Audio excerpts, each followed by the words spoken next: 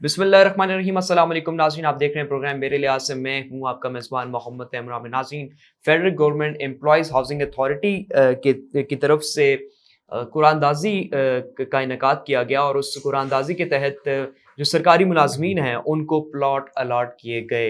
इस कुरानदाज़ी से कौन कौन मुस्तफ़ीद हुआ ये आपको बताएंगे। इसके अलावा नाज़रीन, अमरीकी ब्लॉगर सिंथिया रिची इस्लामाबाद में अपनी रिहाइशगाह में बेहोशी की हालत में पाई गई। इसके हवाले से भी हम गुफ्तगू करेंगे अपने प्रोग्राम में। और अगर वक्त मिला तो अशूरा के दिन होने वाले धमाके की तफसीलात हैं वो भी आप लोगों से शेयर करेंगे।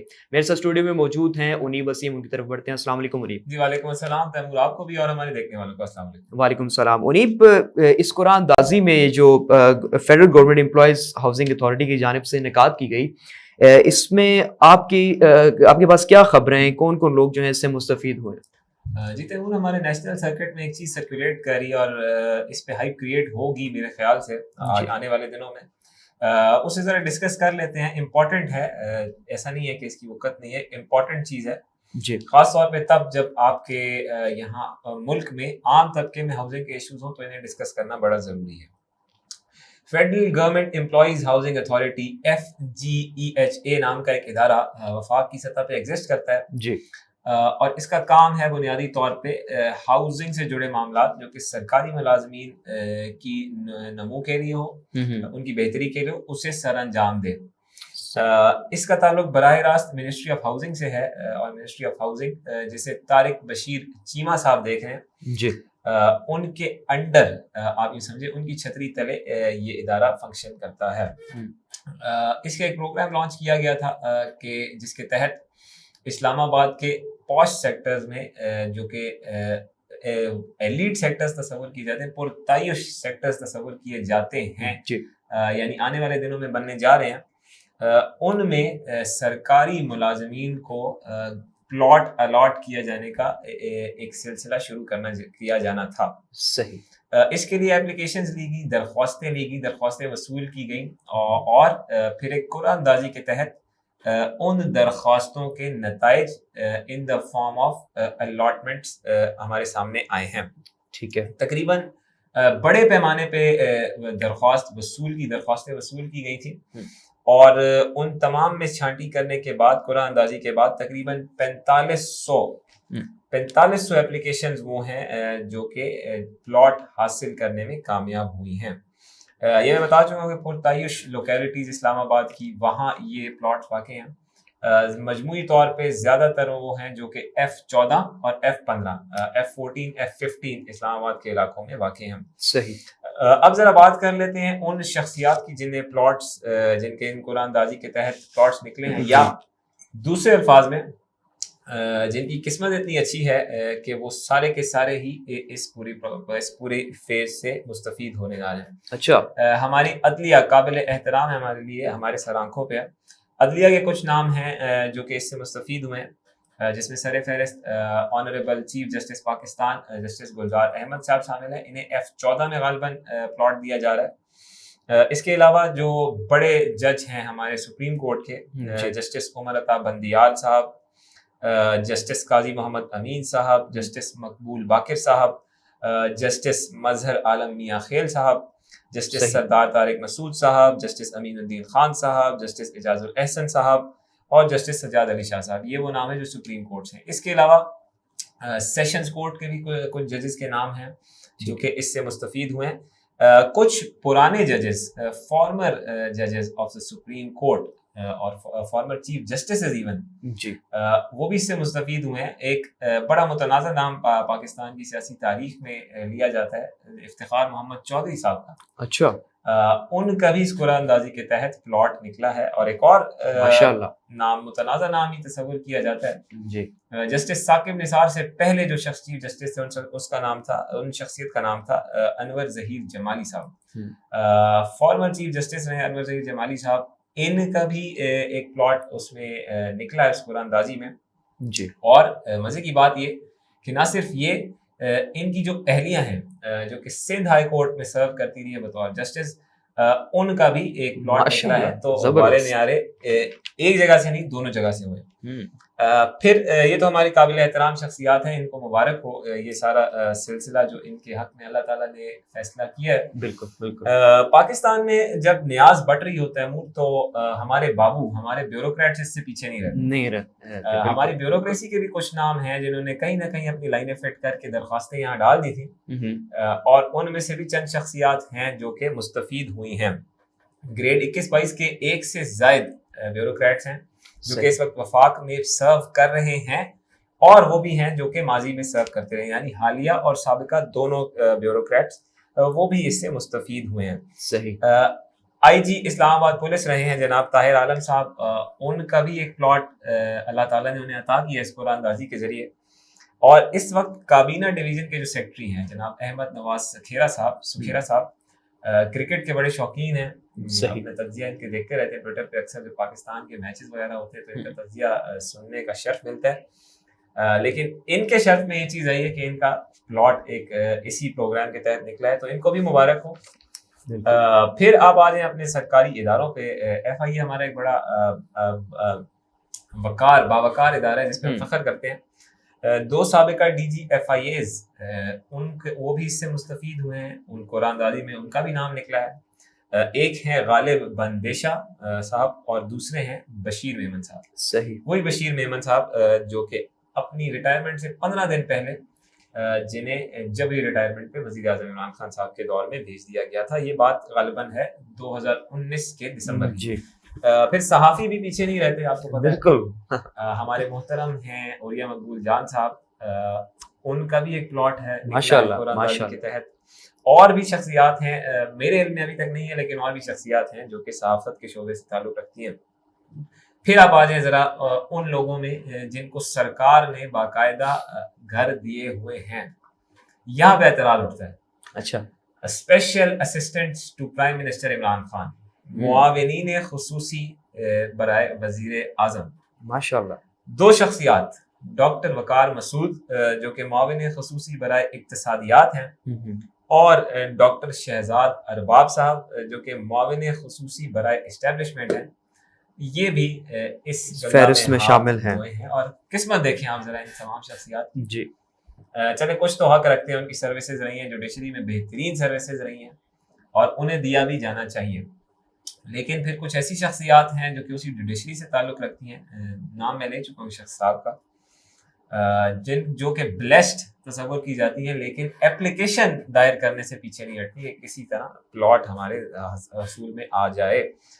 یہ وہ شخصیات ہیں جن کے نام آ رہے ہیں، اللہ تعالیٰ انہیں مبارک کرے۔ اعتراض ہمیں کسی پہ نہیں ہے، بالکل، ہم تو ڈسکس اس وجہ سے کہہ رہے ہیں کہ ہم انہیں مبارکباد اپنے اس توسط سے دے دیں، تاکہ جب باقی پاکستان انہیں مبارکباد دے رہا ہو تو ہم یہ کہہ سکیں کہ ہم آپ کو پہلے ہی مبارکباد۔ اور میرے لحاظ سے یہ جو فہرست میں آپ نے ڈیٹیلز بتائی ہیں یہ ڈیزرونگ ہے، ان کو جو ہے یہ ڈیزرو کرتے ہیں پلاٹس لینے کے لیے۔ بڑی اچھی بات کی تیمور، آپ نے بڑی اچھی بات کی، اور اس کو میرا خیال ہے صحیح آگے لے کے چلیں، تو یہ ظاہر ہے ڈیزرونگ لوگ ہیں۔ امریکی بلاگر جو ہے سنتھیا ریچی، ان کے حوالے سے بات کر لیتے ہیں۔ وہ اپنی رہائش گاہ میں جو ہے بیہوشی کی حالت میں پائی گئی، ان کے حوالے سے آپ کا کیا کہنا چاہیے؟ تیمور سنتھیا ریچی، ان کی ہمارے سیاست میں بڑی اہمیت تصور کی جاتی ہے، اس کی وجہ یہ کہ ان کی طرف سے 2 بڑی سیاسی شخصیات پہ جن کا تعلق پاکستان پیپلز پارٹی سے ہے، ان پہ ہراسانی اور زیادتی کے الزامات عائد کیے گئے تھے۔ بالکل، ایک شخصیت سابقہ وزیر اعظم ہے جس کا نام یوسف رضا گیلانی ہے، اور دوسری سابقہ وزیر اطلاعات ہے، وزیر داخلہ ہیں جن کا نام ہے رحمان ملک۔ تو سنتھیا ریچی صاحبہ کی طرف سے یہ امریکی سٹیزن ہیں اور پاکستان میں بلاگنگ کرتی ہیں۔ ان کے بارے میں بھی قیاس آرائیاں ہوتی ہیں کہ ایک خاص کیمپ میں ہیں اور ایک خاص کیمپ سے نفرت رکھتی ہیں، مجھے نہیں پتا اس میں صداقت ہے یا نہیں، لیکن جو بات ہے وہ یہ کہ انہیں اپنے اسلام آباد میں اپنی رہائش گاہ پہ انہیں بے ہوش پایا گیا ہے اور پھر انہیں میڈیکلی ٹریٹ کرنے کے لیے اسپتال لے جایا گیا۔ صحیح، بتانے کا مقصد یہ کہ جون 2020 میں پہلی دفعہ لائم لائٹ میں جب رحمان ملک صاحب پہ انہوں نے الزام لگایا اور یوسف رضا گیلانی صاحب پہ الزام لگایا، رحمان ملک صاحب پہ الزام زیادتی کا تھا اور سابق وزیر اعظم یوسف رضا گیلانی صاحب پہ ہراسانی کا الزام تھا۔ دونوں نے اس کی نفی کی، مجھے نہیں پتا صداقت ہے یا نہیں، لیکن سنتھیا ریچی کے ساتھ جو واقعہ پیش آیا عین ممکن ہے کہ کہیں نہ کہیں اس کی کڑی اس سے جڑے۔ ایک اور افسوسناک واقعہ پاکستان میں پیش آیا ہے تیمور اب سے 1-2 دن پہلے، اور وہ تھا یوم عاشور افسوسناک کے واقعہ موقع پہ ہونے والا دھماکہ۔ جی ضلع بہاول نگر کے علاقے میں دھماکہ پیش آیا اور 2 اس میں جانیں گئی ہیں، 59 کے قریب لوگ زخمی ہیں۔ دعائیں ان تمام لواحقین کے ساتھ جن کے پیارے اس افسوسناک واقعے کے نتیجے میں یہاں سے چلے گئے، اللہ ان کی مغفرت فرمائے، اور جو اس وقت زخمی ہیں اللہ تعالیٰ ان کے لیے بہتری فرمائے، انہیں صحت یاب کرے، آمین۔ لیکن اس طرح کے واقعات ریلیجس اوکیشنز پہ، مذہبی مقامات پہ، مذہبی جو واقعات ہیں ان پہ ان کا ہونا، یہ ایک بڑی پکچر کی ایک چھوٹی سی سٹوری ہے۔ منیب، یہ تو انتہائی افسوسناک خبر ہے، لیکن اگر دیکھا جائے تو ملک کے جو بڑے شہر ہیں ان میں کافی پرسکون یہ رہا ہے عاشورہ کے دن، اور جلوس بھی یہ بھی ایک بڑی اچیومنٹ ہے ریاست پاکستان کی، اس کے اداروں کی۔ ہمارے جو ریاستی ادارے ہیں، حساس ادارے ہیں، ہماری پولیس ہے، ہماری ایف سی ہے، ہمارے رینجرز ہیں، ہماری لیویز ہیں، دیگر ادارے ہیں، نام شاید میں سب کا نہ لے سکوں، لیکن ان کے سبب یہ ملک قائم ہے۔ اور یہ جو آپ نے بات کی جی کہ سیکیورٹی کے معاملات اس طرح نہیں بڑھے جس طرح بڑھنے کا اندیشہ تھا، تو کریڈٹ انہیں جاتا ہے، لیکن ایک چھوٹا موٹا واقعہ جس میں 2 جانیں گئی ہمیں افسوس ہے، یہ ایک بڑی پکچر کی ایک چھوٹی سی کڑی ہے، جو کہ کوشش ہے، ایک ناکام کوشش ہے امت مسلمہ کے ان سنہرے لوگوں کو جو کہ کسی نہ کسی وجہ سے ایک ڈیوائڈ کا شکار ہے، انہیں توڑنے کی ایک ناکام سی کوشش ہے۔ اللہ نے چاہا تو یہ ناکام ہوگی، لیکن اسے ناکام بنانے کا سب سے بڑا طریقہ یہ ہے، اصول یہ ہے کہ ہمیں ہوشیار رہنا ہے، ہمیں چوکنا رہنا ہے۔ جی بالکل ایسا ہی ہے، درست فرمایا منیب آپ نے۔ ناظرین، ڈسکشن کو آگے لے کر چلتے ہیں، لیکن یہاں پر وقت ہوا ایک بریک کا، بریک کے بعد واپس آتے ہیں۔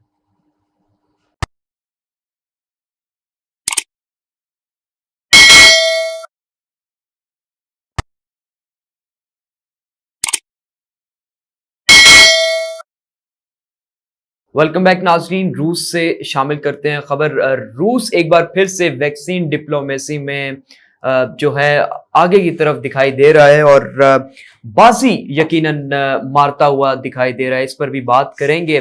اس کے علاوہ ناظرین، نفتالی بینٹ جو کہ اسرائیل کے اس وقت وزیر اعظم ہیں، ان کا دورہ متوقع ہے امریکہ کا، اس پر بھی بات کریں گے۔ اس کے علاوہ ناظرین، طالبان کا افغانستان میں کنٹرول سنبھالنے کے بعد کیا کیا پیش رفت ہو رہی ہیں، اس پر بھی آج کے سیگمنٹ میں تفصیلی گفتگو ہوگی۔ بڑھتا ہوں اپنے انالسٹ انیب وسیم کی جانب۔ انیب، روس ایک بار پھر سے جو ہے ویکسین ڈپلومیسی میں بازی مارتا ہوا دکھائی دے رہا ہے، آپ اس کو کیسے دیکھ رہے ہیں؟ بالکل آپ نے درست اسے فریز کیا تیمور، ویکسین ڈپلومیسی میں روس ایک نئی پیش رفت لے کے آیا جی، اور باقیوں کو مات دیتے ہوئے ایک آگے کی طرف اس دیش میں بڑھ رہا ہے۔ صحیح۔ آپ کو معلوم ہے کہ ڈیلٹا ویریئنٹ نے بڑی تباہ کاری سٹیج کی ہے دنیا کے تقریباً کم و بیش تمام ہی خطوں میں۔ ڈیلٹا ویریئنٹ سے ہونے والی تباہ کاریاں یہ کسی سے ڈھکی چھپی نہیں ہیں۔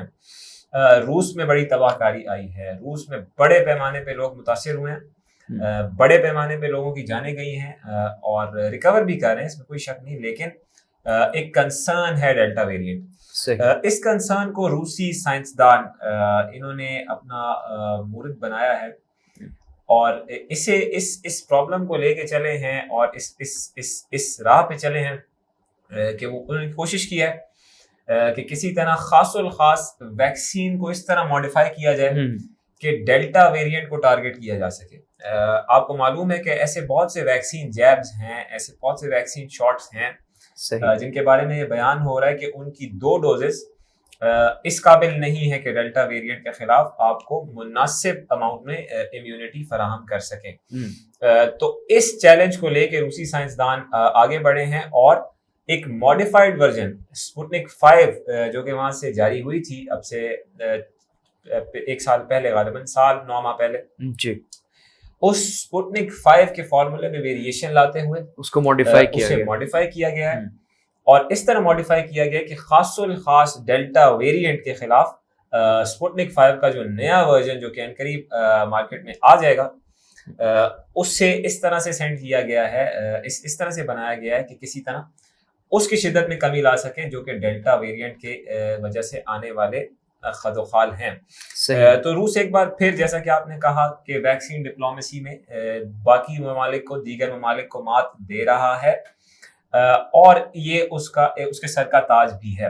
صحیح۔ روس ان کی ویکسین کی شپمنٹس دنیا کے تمام خطوں میں گئی ہیں، چین اور امریکہ سے بھی بننے والی ویکسین دی ہے، اس میں کوئی شک نہیں ہے، لیکن روس ایک بار پھر سب سے آگے ہے۔ یہاں یہ بھی بتاتا چلوں کہ جب تمام ویکسین جاری ہوئی تھی، ماڈرنا، فائزر، چائنا سے جاری ہونے والی تمام ویکسین اور رشیا سے جاری ہونے والی سپوٹنک، تو سب سے زیادہ ایفیکیسی لیول سپوٹنک 5 کا تھا۔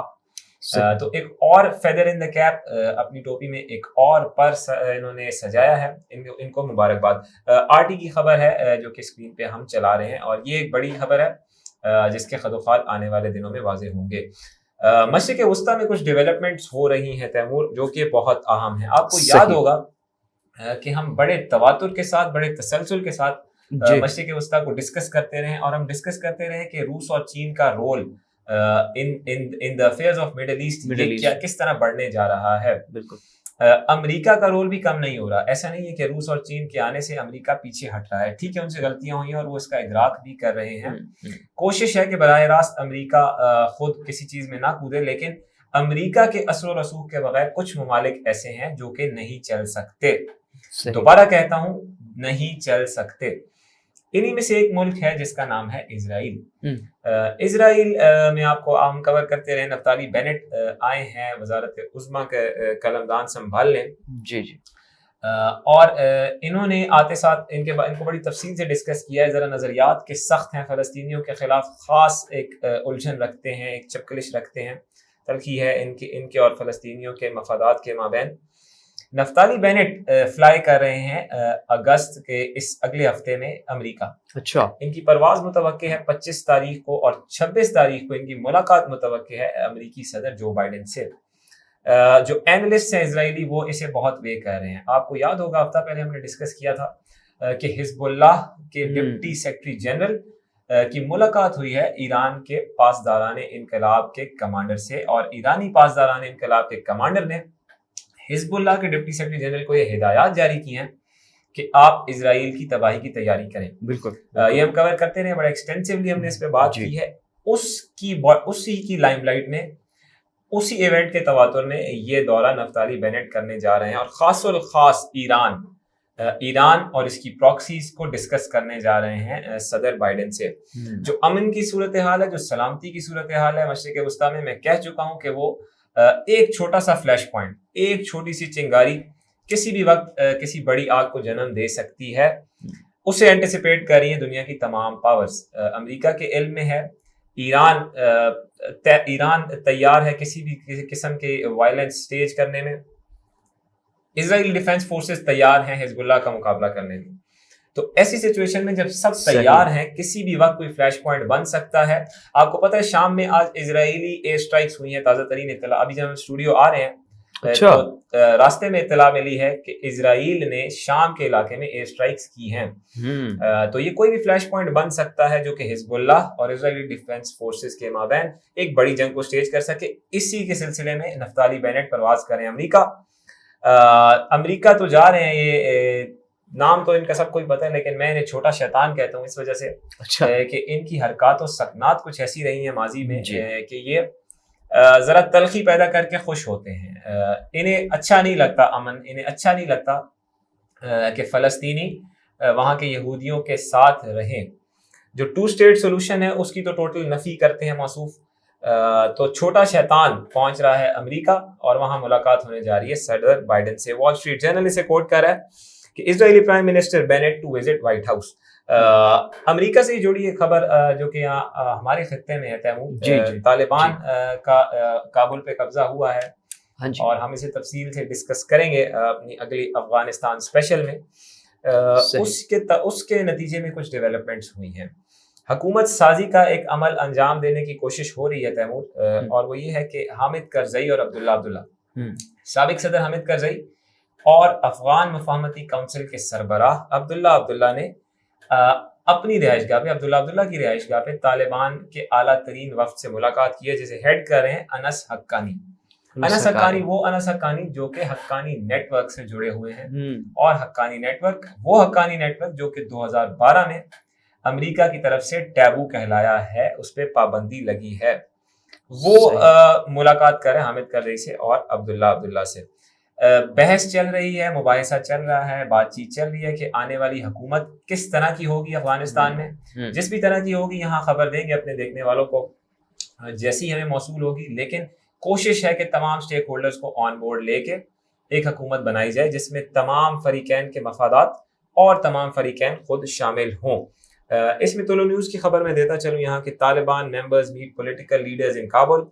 عرب نیوز کہہ رہے ہیں کہ Taliban leader and former Afghan president begin crucial talks on new government. Taliban کی طرف سے ایک بڑا انٹرسٹنگ بیان آیا اور وہ یہ ہے کہ ہم افغانستان کو رن کرنے جا رہے ہیں شریعت کے عین مطابق۔ ان سے ایک سوال ہوا، رائٹرز جو معروف خبر رساں ایجنسی ہے، رائٹرز کے ایک صحافی کا سوال ہوا وحید اللہ ہاشمی سے جو کہ طالبان کے نمائندہ ہیں کہ کیا آپ یہاں شریعہ کا نفاذ کرنے جا رہے ہیں یا جمہوریت لانے جا رہے ہیں یا ان کا کوئی ہائبرڈ کریٹ کرنے جا رہے ہیں؟ تو اس پہ وحید اللہ ہاشمی صاحب نے جواب دیا کہ ڈیموکریٹک سسٹم ہو ہی نہیں سکتا، جمہوری نظام ہم نہیں لانے جا رہے، اگر کوئی نظام طالبان رائج کریں گے تو وہ اسلامی شریعت کا نظام ہوگا، یعنی شریعہ لاء۔ شریعہ لاء کی جو ماضی میں افغان طالبان تشریح کرتے رہے ہیں، میرا خیال ہے وہ اس سے ذرا مختلف ہے۔ جو ماضی کا افغان شریعہ لاء تھا 1996 سے لے کے 2001 تک جب ان کی حکومت رہی ہے، تو آپ نے فیل کیا کہ خواتین کے حقوق بڑی حد تک مسخ کیے گئے، بچوں کے حقوق بڑی حد تک مسخ کیے گئے، آل ان آل ہیومن رائٹس کا ایشو تھا۔ اب آپ دیکھ رہے ہیں کہ طالبان خاصے فلیکسیبل ہیں، ان کی پریس کانفرنسز میں خواتین بھی شامل ہو رہی ہیں، بالکل اسکول میں بچوں کو جانے سے نہیں روک رہے، بچیوں کو جانے سے نہیں روک رہے۔ تو یہ ایک تبدیلی ہے جو کہ ان 20 سالوں میں آئی ہے۔ اس پہ روشنی ڈالی ہے ذبیح اللہ مجاہد نے جو کہ ترجمان افغان طالبان کے، اور وہ یہ کہتے ہیں کہ خواتین کے حقوق کا احترام ہم کریں گے، یعنی یہ وہ فرق ہے جو کہ 20 سال پہلے کے طالبان اور ابھی کے طالبان میں ہے۔ ایک اور ٹویٹ 2 منٹ مجھے چاہیے ہوں گے۔ جی پلیز۔ ذبیح اللہ مجاہد نے اناؤنس کیا ہے کہ ہم وہی دولت اسلامیہ افغانستان یعنی اسلامک ایمریٹ آف افغانستان جو کہ ہم نے 1996 میں قائم کی اور جسے 2001 میں توڑا گیا، وہی قائم کرنے جا رہے ہیں۔ یہ کوئی اپنے ذہن میں خیال نہ رکھے کہ ہم اس سے ایک قدم پیچھے ہٹیں گے۔ ہاں، ہم جگہ دیں گے تمام سٹیک ہولڈرز کو کہ ہمارے ساتھ آئیں، بیٹھیں اور تمام فریقین ہم سے بات چیت کریں۔ ایک کاؤنسل کے انڈر حکومت فنکشن کرنے جا رہی ہے آگے افغانستان کی، طالبان کے نظریات کے مطابق۔ تبدیلی ہوئی اس میں تو بتائیں گے، لیکن جس کاؤنسل کے تحت 1996 سے 2001 تک حکومت رن کی گئی تھی تیمور انڈر ملا عمر، جب ملا عمر براہ راست ان تمام چیزوں کو دیکھتے تھے، لیکن ان کے نیچے ایک کاؤنسل بیٹھتی تھی جس کے ممبران ہوتے تھے اور انہیں رپورٹ کرتے تھے from the bottom to the top.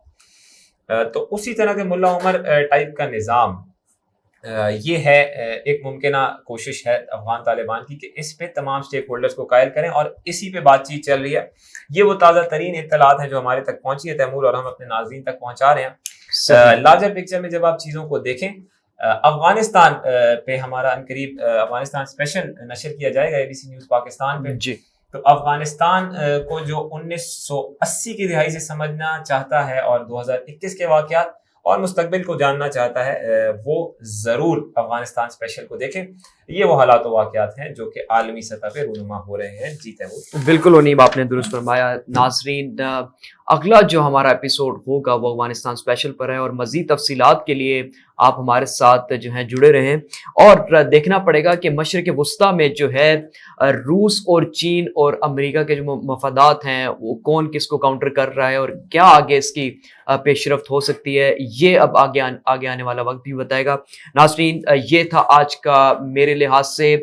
دیکھتے رہیے ABC نیوز، کیونکہ ABC نیوز ہے سچ کی تلاش۔ مزید تفصیلات کے لیے وزٹ کریں abcnews.com.pk۔ اپنا بہت سارا خیال رکھیں۔ اللہ حافظ سے۔